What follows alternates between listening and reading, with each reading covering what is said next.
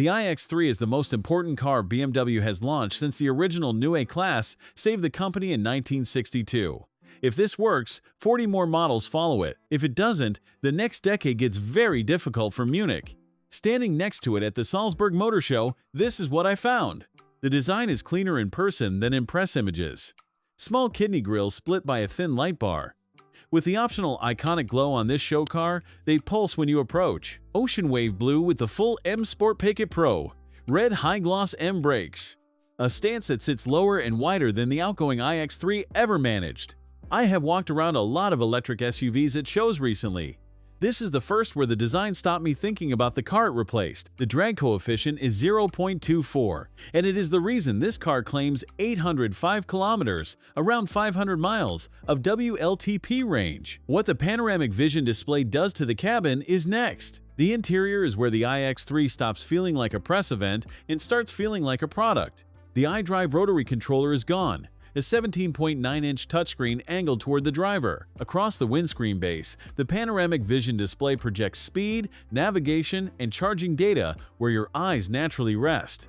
I was skeptical when BMW announced it. In person, it works. The information arrives without looking down. The screen responds without hesitation. This car carries the Harman Kardon system, ambient lighting that illuminates the dashboard from within, and M Sport seats that hold without punishing. One problem. Climate controls are entirely through the touchscreen. No physical dials. That is a step backwards, and it is the one compromise that earns everything else its credibility. The driving position is low for an SUV, lower than the outgoing iX3, closer to a 3 Series than anything in the X range. The steering wheel is the detail that divides opinion. BMW replaced the conventional spokes with see-through touchpads at 4 and 7. They illuminate only when a function is available, and the haptic feedback is clear enough that you stop looking at them after a few minutes. I am not convinced the shape will age well, but the grip is comfortable, and the thumb rests fall where they should. 2 wireless charging slots sit upright ahead of the cup holders. Below the armrest, a deep 2-level pocket and a 12-volt port. Under the center console, an open storage area that exists because there is no transmission tunnel. With the M Sport seats on this car, the bolstering narrows the gap to that space considerably. Worth checking in person before assuming you will use it. The rear is where the dedicated platform earns its investment. Flat floor, no transmission tunnel. 3 adults sit across the bench without the middle passenger compromising. Knee room is closer to what the old X5 offered than the old X3, and that is the direct consequence of architecture designed for electric from the first sketch. The 40-20-40 split means the center section folds independently. For ski bags alongside 2 passengers, or a child seat with luggage beside it, that flexibility matters more than the total liters. 520 liters with the seats up, around 18.4 cubic feet. Fold them flat and you reach 1,750 liters, around 61.8 cubic feet, with an almost completely flat load floor. Under the bonnet, a 58-liter frunk for the charging cables. The load lip is low enough that heavy items slide in rather than being lifted over. For a car on the X3 footprint, this boot belongs in the segment above. 469 horsepower from 2 electric motors. 645 Newton-meters of torque. 0 to 100 in 4.9 seconds. Around 4.9 seconds to 60 miles per hour.